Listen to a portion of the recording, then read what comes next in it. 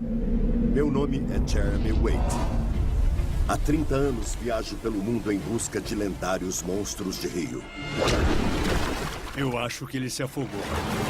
É a coisa mais brutal que você vai ver. Esse peixe engole alguém pequeno de uma vez só. Descobri criaturas que as pessoas não acreditavam que existiam. Elas existem mesmo. Porém, meu próprio quintal sempre ocultou alguma coisa. Omitido, ignorado, mas cuja lenda se impõe sobre qualquer outra. A origem de todos os mitos sobre monstros de água doce, o Lago Ness. Impus um limite sobre esse desafio, mas aprendi com os anos que não há fumaça sem fogo.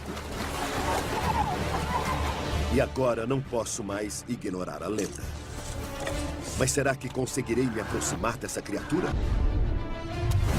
Numa jornada épica que se transforma numa obsessão pessoal, viajarei das profundezas do Lago Ness até áreas congeladas e além. Na minha busca por revelar o que há por trás da lenda do Lago Ness.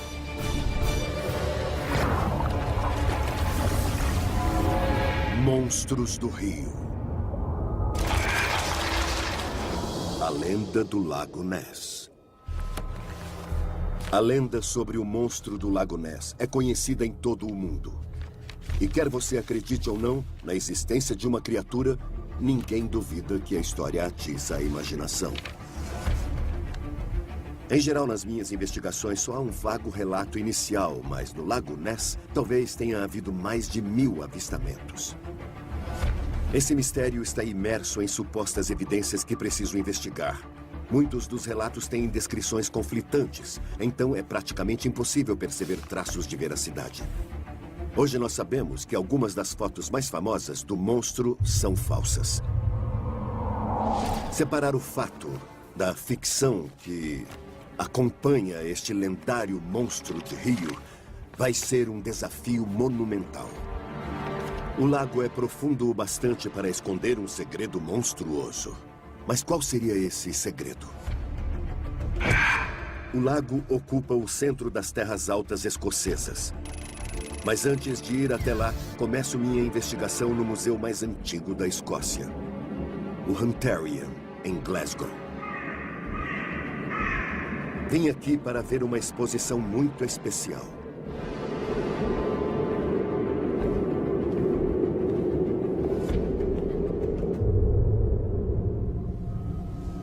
Este aqui é o esqueleto fossilizado de um réptil aquático pré-histórico chamado plesiosauro. Muitas pessoas acreditam que o monstro do Lago Ness seja um deles. Mas é difícil para mim aceitar plenamente essa ideia. E não só porque a criatura seja pré-histórica. Muitos dos monstros que capturei nas minhas investigações nadaram em rios e mares na mesma época do plesiosauro. Este é um verdadeiro dinossauro das profundezas. Nem por causa do espaço. O lago é grande e profundo bastante para esconder uma criatura desse tamanho. Para mim, o maior problema dessa teoria é o fato de o plesiosauro ser um réptil, já que todos os répteis, mesmo aqueles que vivem na água, respiram ar. Este animal teria de vir à superfície várias vezes por dia para respirar. E isso o tornaria visível. Eu acho muito difícil acreditar que um lago que já foi tão observado quanto o Lago Ness pudesse esconder um ser que respira ar por tanto tempo. Se não é esse monstro que está se escondendo no vasto lago escocês, o que seria então? O Lago Ness é o maior lago de água doce da Grã-Bretanha. Com mais de 200 metros de profundidade e 35 quilômetros de extensão, ele enche um canal esculpido por geleiras ao longo de uma falha geológica criada quando a massa de terra que continha a Escócia colidiu contra a Escandinávia há 400 milhões de anos. Ancestrais, escuras e muito frias, que segredos ocultam essas suas águas inertes? A maioria dos mistérios que investigo são bem obscuros e só conhecidos por algumas pessoas locais, mas esse caso é diferente. O Lago Ness é um lugar bastante conhecido mundialmente. Mas será que sob a superfície dele há algo difícil de aceitar? É o que eu quero descobrir. As pessoas sempre disseram que há algo sinistro na água. Mas foi só no início do século XX que o monstro emergiu.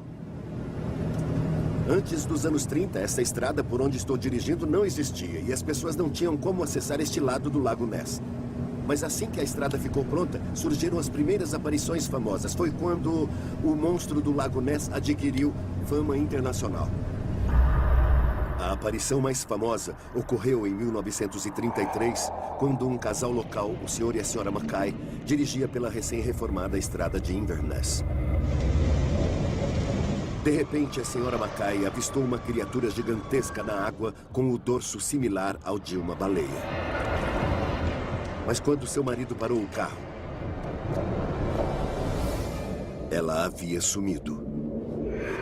O jornal local publicou uma matéria usando a palavra monstro em relação ao lago pela primeira vez, dando início à lenda. Cerca de 1 milhão de pessoas por ano visitam essa parte da Escócia. Muitas querem avistar o monstro.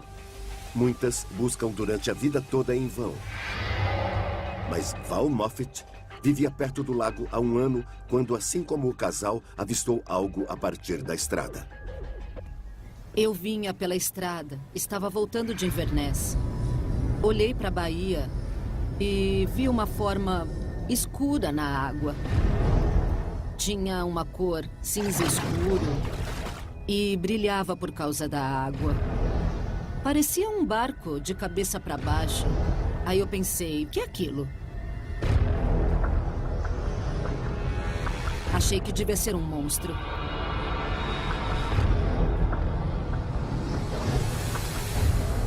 Eu queria ter parado e observado, mas tinham carros atrás de mim. Era impossível parar. Eu ainda olhei 3 ou 4 vezes. Em seguida, ele desapareceu. Como você sabia que ele estava vivo? O tamanho dele era diferente do das ondas e estava imóvel. Não se movia como as ondas. Nunca vi uma onda tão grande quanto ele. Uma senhora que morava aqui perto me disse que já tinha visto mais de 10 vezes. E viu exatamente o mesmo que eu vi. Certo, isso é muito interessante.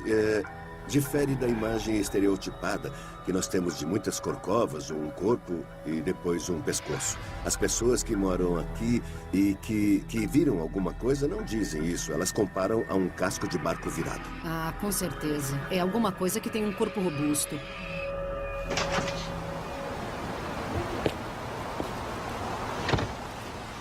Val tem absoluta certeza de que ela viu o monstro. Também conhece outras pessoas que o viram.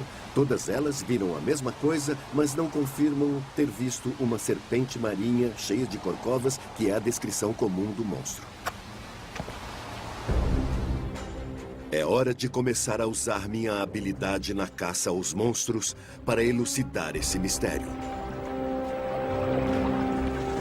O termo loch é o nome gaélico escocês para um lago ou braço de mar. E esse é tão vasto que quase poderia engolir Manhattan. Embora esteja tão próximo da minha casa, essa será a primeira vez que jogo a linha nas suas águas escuras e insondáveis. É claro que não espero fisgar um monstro logo de cara.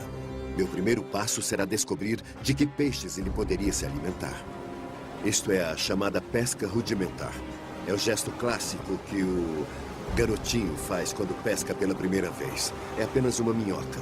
A isca mais comum que há. Está no anzol. Basta lançar na água. Tem movimento, tem aroma. Quem resistiria a isso?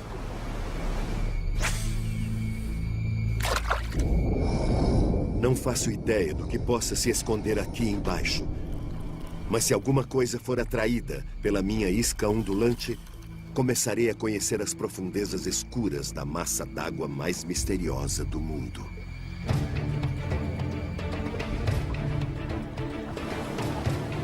Opa, acho que peguei. Acho que peguei, sim.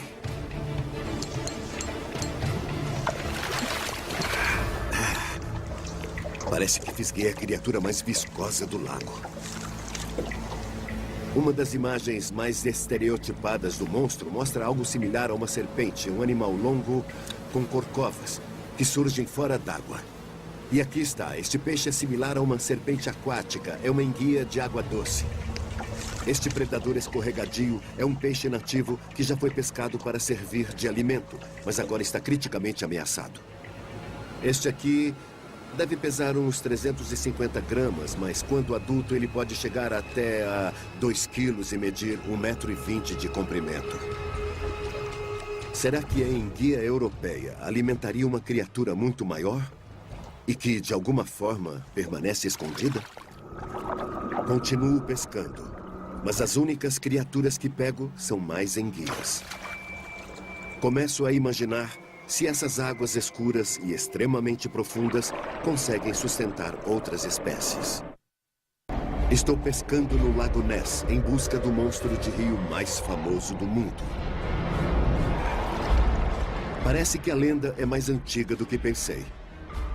Ouvi uma história antiga sobre um monstro de rio que atacou e matou um homem aqui há cerca de 1.500 anos. Que tipo de criatura poderia ser? Espero que um homem tenha algumas pistas. O cientista Adrian Shine vasculha essas águas misteriosas há mais de 40 anos. Ele chefiou uma pesquisa audaciosa nos anos 80 que utilizou 20 embarcações para varrer o lago com sonar. Eles não acharam nenhum monstro. Segundo ele, a ação na superfície do lago de 200 metros de profundidade pode ser enganosa, criando ilusões nas ondas. Se olhar para a esteira de um barco num dia calmo, verá inúmeras serpentes marinhas com múltiplas corcovas. E isso foi reconhecido pelos primeiros investigadores do assunto. Durante mais de um século, barcos grandes navegaram os 35 quilômetros do lago paralelos à margem, deixando ondulações atrás deles. Isso ainda pode interferir na superfície meia hora após o barco ter passado, e é claramente visível da estrada. É um pouco mais difícil de explicar o plesiosauro. Aquele réptil marinho contemporâneo dos dinossauros com seu pescoço longo e corcova única. Aves aquáticas podem dar essa impressão. Há uma série de coisas que podem explicar isso. Há toras flutuando no Lago Ness. E essas toras também são vistas flutuando contra o vento. Os estereótipos e certamente as imagens clássicas podem não ter nada a ver com o que está vivendo, talvez. Ou com o que é visto no Lago Ness. Mas isso não quer dizer que coisas monstruosas não possam ser vistas. Mas se nós descontarmos as ondulações dos barcos e objetos como toras flutuantes, seria então possível dizer que há algo estranho aqui? Os peixes que temos aqui, salmão, truta marrom ou truta marinha, chub do Ártico, todos esses peixes vieram do mar que fica a 11 quilômetros através do rio Ness. Então, me responda uma pergunta. Será que isso permitiria que uma grande criatura subisse o rio vindo do mar? Nos últimos 20 anos, soubemos que as focas entram no lago com frequência. Elas seguem os salmões, mas tornam a sair porque não seriam sustentadas pelo lago.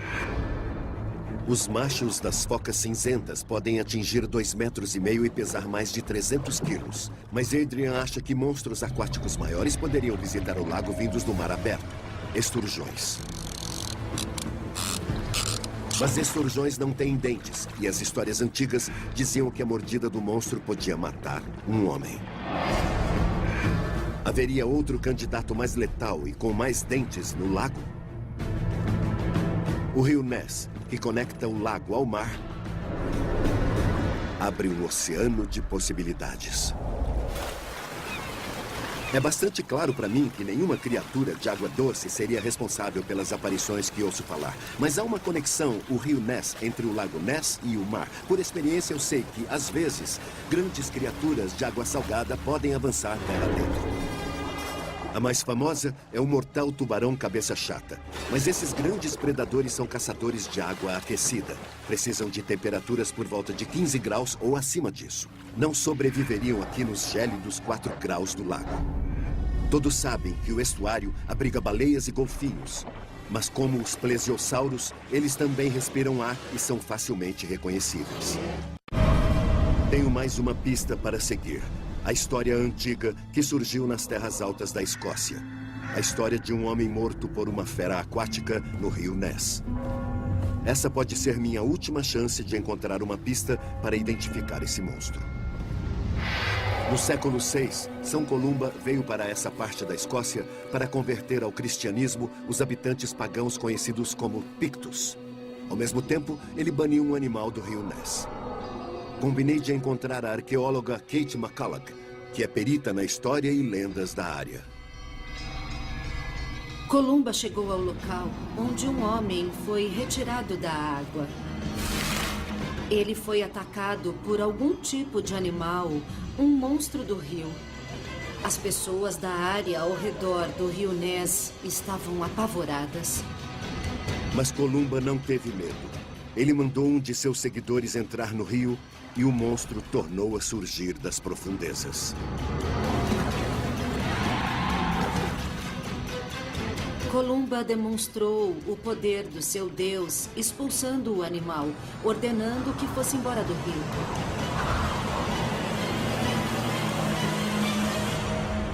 Possivelmente mandou ele descer o rio em direção ao lago. Sabe se existe alguma descrição da criatura? Não há nada que indique o aspecto físico do monstro. Apenas há uma agitação na água. Os Pictos não deixaram nenhum registro escrito. Mas Kate descobriu entalhes feitos em pedra que podem me dar uma ideia da identidade dessa criatura selvagem. Ela é conhecida como a Fera dos Pictos e geralmente é considerada como um tipo de monstro de rio ou lago. É um folclore que não pertence apenas ao norte da Escócia. Há uma óbvia conexão entre as fontes escandinavas ao norte e esse misterioso monstro de rio, de lago ou de mar.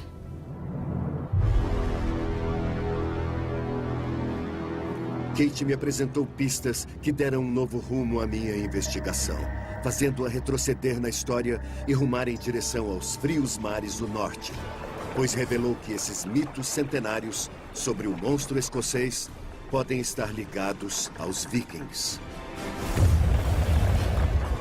Os longos barcos vikings navegaram milhares de quilômetros pelo Atlântico Norte.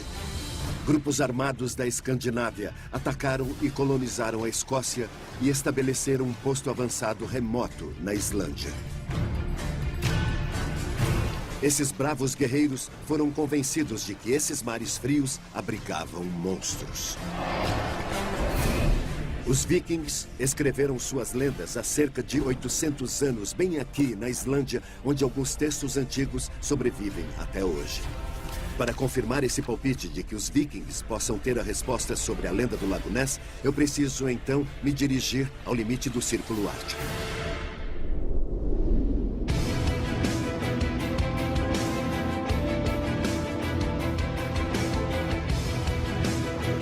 A Islândia é uma terra de fogo e gelo.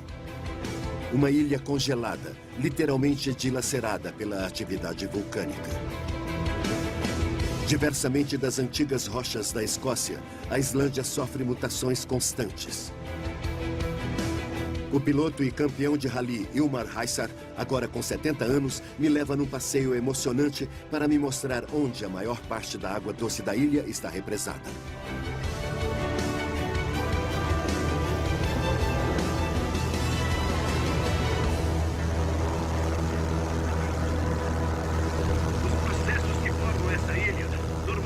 Ocorrem no local sob o oceano. Mas aqui, aquela rocha derretida aflora a superfície. Essa área situa-se bem ao norte e, no inverno, ela fica toda coberta de gelo. Vê-se aqui a geologia exposta.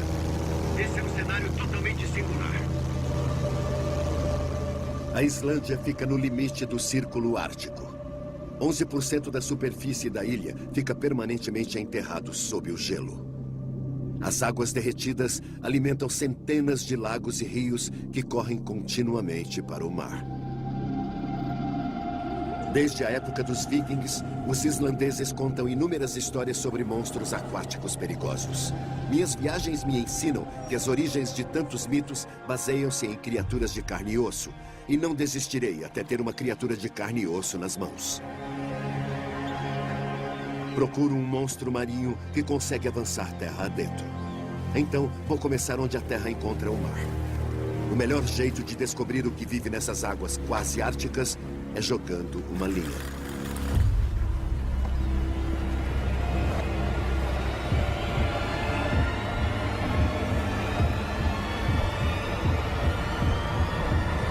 Tem alguma coisa ali embaixo.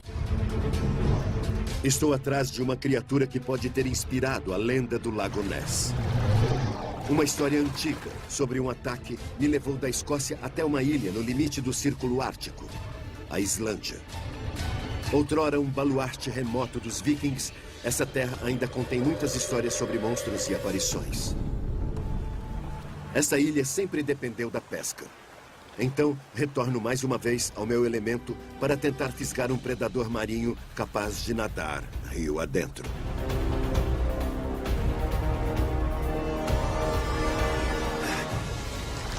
Tem alguma coisa ali embaixo.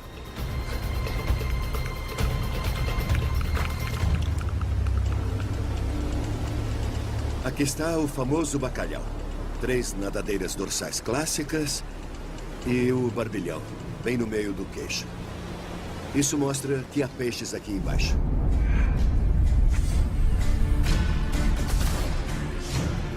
Até agora não capturei nada que parecesse um monstro e pudesse inspirar terror nos vikings. Preciso saber se na época dos vikings vivia outra coisa nessas águas que pudesse inspirar uma lenda. Soube de um padre e historiador que se dedicou a descobrir e catalogar todos os monstros aquáticos da Islândia. Segador Ayasin me mostra um tesouro nacional. Um mapa de 400 anos, literalmente coberto de feras aquáticas. Você sabe se há história sobre alguma dessas criaturas? Tem história sobre elas. Este aqui, com certeza, é o Lindbek. É considerada a maior de todas as baleias. O nome significa árvores nas costas, como numa ilha. Ela devia ser muito grande. Muito grande. Há algum desenho ou registro de peixes grandes nessas águas da Islândia? Temos histórias do século X, como uma saga sobre um garoto que foi incumbido de carregar um peixe grande de um barco. Se conseguisse, poderia ficar com ele. Ele conseguiu fazer isso. Alguns dizem que ele carregava uma dessas espécies de tubarão. Embora estejamos falando de águas nórdicas e frias, há tubarões aqui na Islândia? Ah, sim. Nunca pensei que um tubarão pudesse impor terror a um viking. Nunca peguei essa espécie. Nunca soube de nenhum predador gigante tão ao norte. Como se chama esse tubarão enorme? Haukad também significa o tal. E ele tem sido comido há séculos na Islândia como uma iguaria. E ele é comido até hoje? E é muito bom. Essa informação é incrível. Será que um tubarão predador de água fria estaria ligado à lenda do Lago Ness? Se ele tiver a nadadeira dorsal icônica da maioria dos tubarões, isso com certeza o denunciaria. Preciso descobrir mais.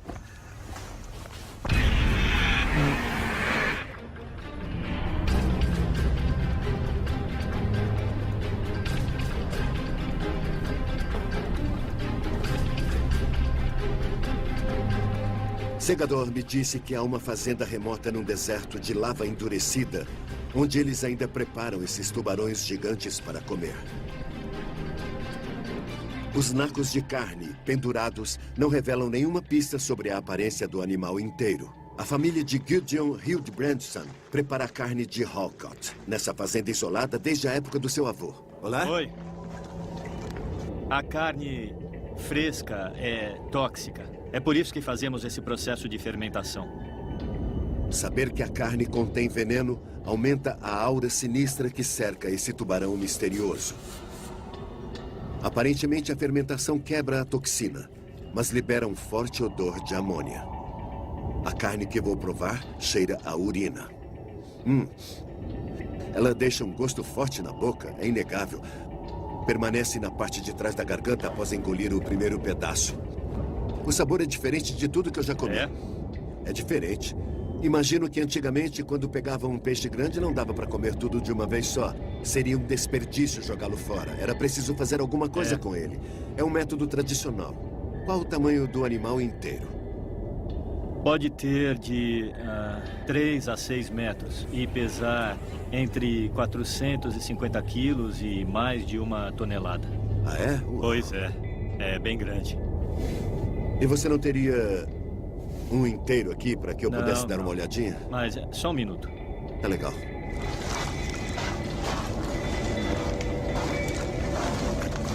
Puxa vida, olha só. Essa é a boca dele, a mandíbula. Essas mandíbulas são peculiares. Olha, esse tubarão tem 2 tipos bem distintos de dentes. Estes agarram a comida, seja ela qual for, e depois eles sacodem a cabeça, certo? Isso depois mesmo. Eles cortam a carne. Ai, acabei de me cortar. É isso aí. Essas mandíbulas pertencem a um predador possante. Carne e órgãos de foca, baleia e até urso polar foram achados em seu estômago. As coisas mudaram de forma estranha e muito radical. Quem imaginaria que nessas águas há um tubarão imenso que chega a ultrapassar 450 quilos?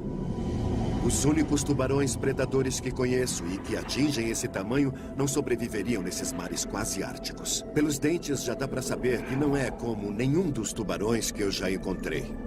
Mas as pessoas daqui o capturam e o comem há muitos séculos. Esses tubarões não são mais pescados deliberadamente. Eles surgem como captura acidental em barcos comerciais. Agora só tem uma coisa a fazer: entrar num barco e torcer para que peguem um desses gigantes. Mas há um problema. Muitos desses barcos que estão aqui já atingiram sua cota, então não voltarão ao mar. E os que vão ficarão fora durante semanas ou até meses. Para mim não dá. Tenho a impressão de estar num beco sem saída. Já cheguei tão longe, não vou desistir agora. Por fim, consigo o nome de um pescador que pode pegá-los. Mas não aqui, na Islândia. Ele está a 1.600 quilômetros, na Noruega. A próxima fase da minha missão irá testar o meu limite, enquanto caço uma criatura que ocupa o centro de uma lenda. Pode puxar.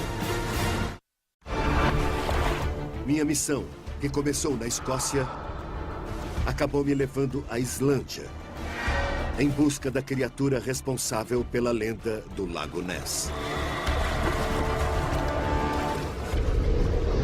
Agora estou refazendo as viagens dos vikings e voltando à sua terra natal, na Noruega, ao berço de seu reino marítimo, Trondheim. Consegui o nome de um pescador profissional que trabalha no fiord de 28 quilômetros que liga Trondheim ao mar. Ele é um dos poucos que pode me ajudar a capturar esse misterioso tubarão gigante usando vara e linha. Soube que Frederick Cullen tem até fotografias desse animal estranho.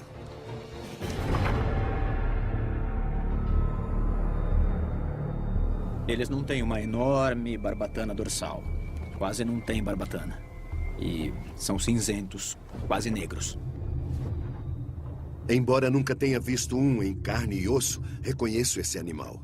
Na Islândia é chamado de Hawkat, mas o conheço como tubarão da Groenlândia, uma criatura quase desconhecida pela ciência moderna e filmada pela primeira vez há apenas 10 anos. Esses tubarões vivem mais ao norte que qualquer outro tubarão e são os únicos que caçam sob o gelo ártico.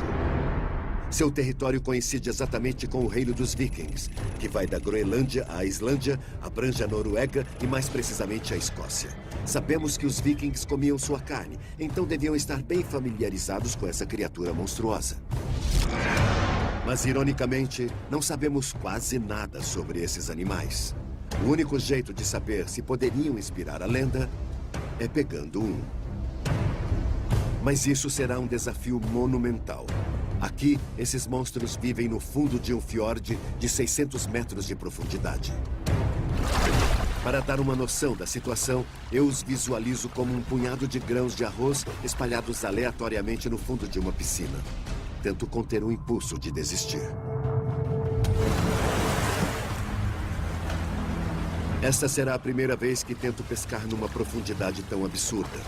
E não disponho de muito tempo para aprender uma nova metodologia. É o fim do outono. Quando o inverno chegar, será impossível pescar tubarões nesse fiord. Nós vamos tentar chegar nessa área próxima das rochas. Parece que eles estão nadando ali, naquela região, perto da ponta. Tudo bem. Atrás de comida. A logística de trabalhar nessa profundidade envolve muita precisão, esforço e cuidado. Quem ficar preso nesta corda fará uma viagem sem volta para o fundo do fiord. A nossa ideia aqui é usar um cabo de ancoragem que tem entre 800 e 1000 metros. Certo, é um cabo de tamanho respeitável. É. Usarei as linhas mais longas com que já pesquei. Então, monofilamento de nylon grosso está descartado. Geraria muita resistência na corrente e a carretilha teria que ser enorme. Usarei linhas multifilamento. É bem fina e muito forte, mas tem um defeito fatal. A gente também usa isso aqui. Certo. Para proteger a linha. A pele parece uma lixa bem grossa. Se a pele tocar na linha, ela arrebenta. É por isso que tem que fazer isso. Hora. Ponho iscas nas linhas enquanto Frederick verifica nossa posição com o imediato William. Mas já temos um problema. Saímos da posição, a âncora se deslocou, então teremos de refazer o processo. Consumiu 1 hora de manobra, mas o longo cabo de ancoragem precisa ser recolhido antes de o barco ser reposicionado e o cabo ser lançado de novo.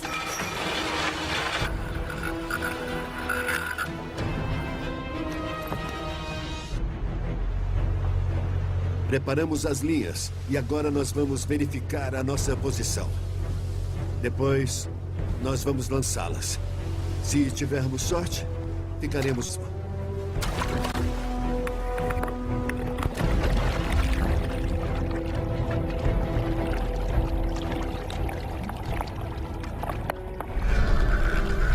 Minhas linhas descem para um cenário vasto e oculto como um Grand Canyon submerso. Mas o sonar do barco não mostra nenhum tubarão rondando lá embaixo. Estão bem lá no fundo, e seus corpos são tão densos que não se distinguem do fundo do abismo onde caçam. Já lançamos todas as linhas, agora é só esperar. Se um tubarão morder a isca, a única pista será um movimento no alto da vara, diferente do movimento do barco. Mas não há como saber quando isso vai acontecer.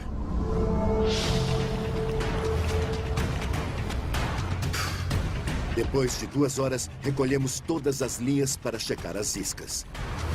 Entre as 4 varas, há quase 2,5 km de linha carregando 10 quilos de pesos de metal, recolhidos à mão. Meu braço está todo queimando.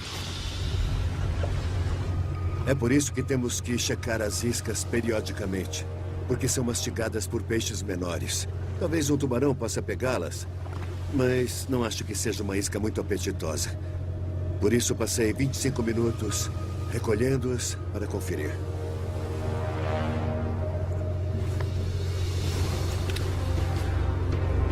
Tornamos a pôr iscas nos anzóis. E as linhas são reposicionadas 600 metros abaixo. Após reposicionar as linhas, voltamos a esperar.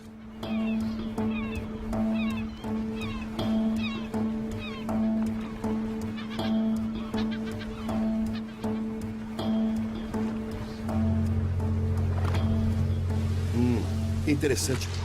Espera aí. Viu isso? Viu isso? Sentiu um movimento? Está puxando para baixo. Você tem razão, tem razão. Coloca o cinto. Assim? Isso. O cinto evitará que a vara seja arrancada das minhas mãos por um gigante peso pesado.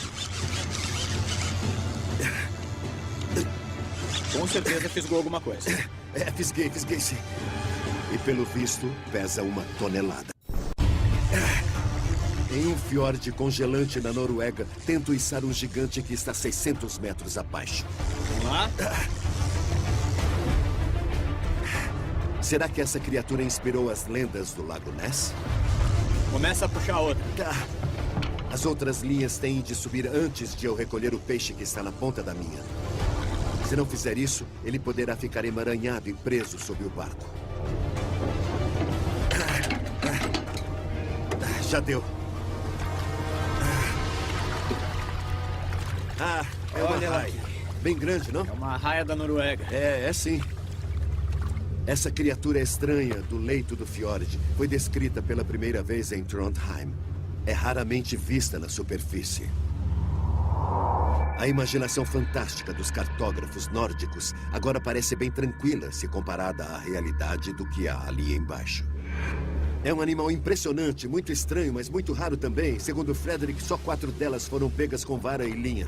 Então precisamos tirar uma amostra de tecido. Elas não costumam se expor à luz. Quase nunca se expõem à luz.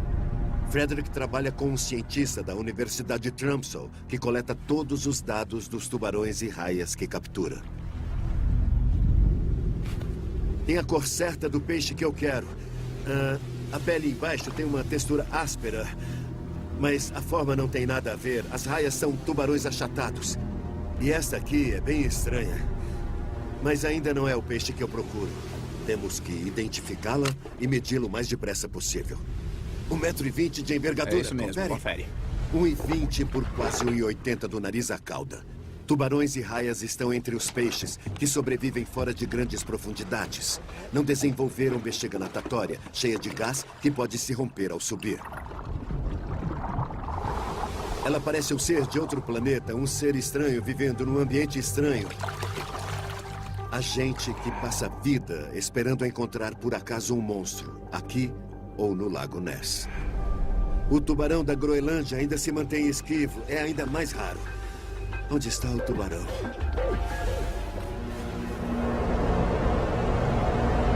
As horas se transformam em dias e eu me vejo perdido em meio ao assovio estranho das linhas.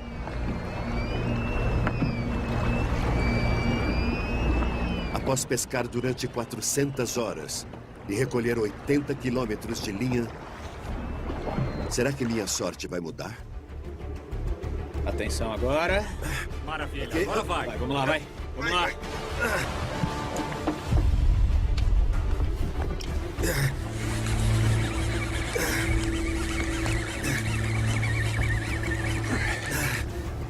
Tá sentindo o peso? É isso aí. Estou sim. Pode puxar. Não é a chumbada, é um peixe. É minha última chance. Mas será que é o monstro que vim procurar?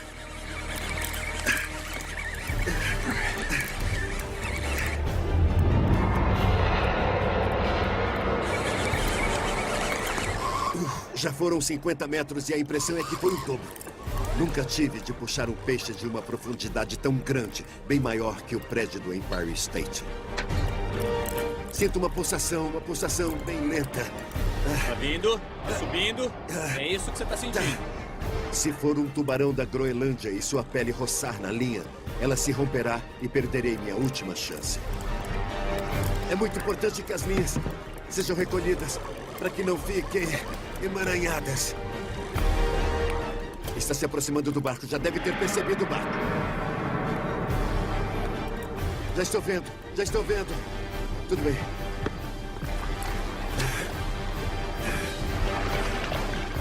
Olha ele aí. O tubarão da Groenlândia. É grande demais para ser trazido a bordo. Iríamos feri-lo se tentássemos. Temos de amarrá-lo ao lado do barco.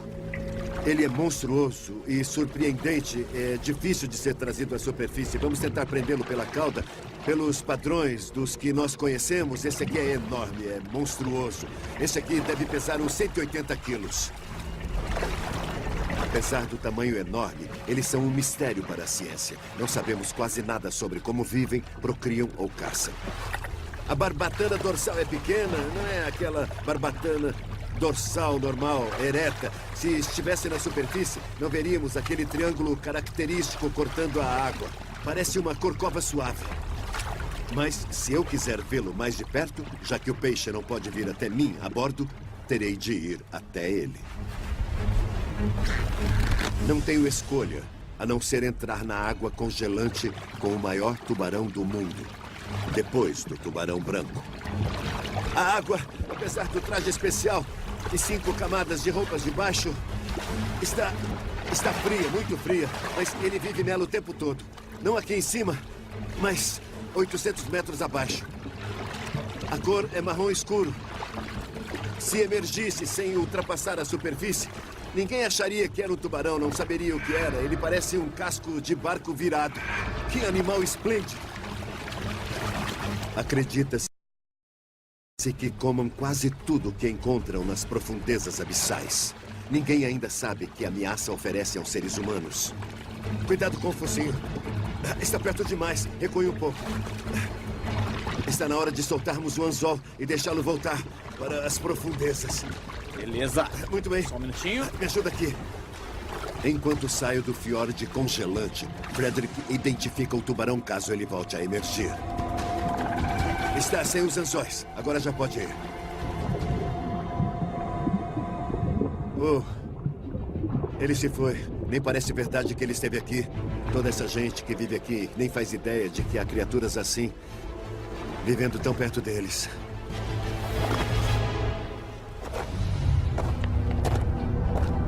Mas seria esse gigante misterioso a criatura por trás da lenda do Lago Ness? Analisei os concorrentes, desde baleias e golfinhos a focas e esturjões, e até plesiosauros. Mas tive de descartar todos eles. Porém, na Islândia, o lar dos míticos monstros vikings, encontrei um concorrente de verdade. Haukad também significa o tal. Concorrente que acabou me levando ao tal. O tubarão da Groenlândia nesse fiord abissal na Noruega. Agora me dou conta de como esse encontro foi especial. Ver essa criatura subir das profundezas na ponta da minha linha. Eu o vi e agora eu sei que ele existe. Acho que poderia ter inspirado algumas das histórias de monstros que os vikings legaram através de gerações e deixaram nas terras que conquistaram. A experiência me ensinou que muitas lendas contêm um pouco de verdade. E agora me questiono se não foi o mito, mas sim o próprio animal que emergiu no Lago Ness.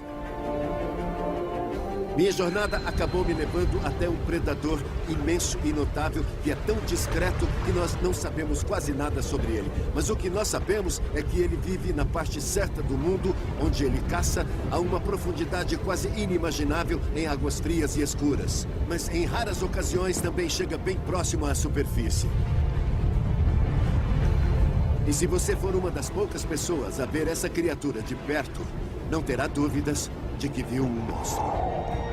Talvez o monstro máximo dos rios. A lenda das lendas. Mas quem iria acreditar?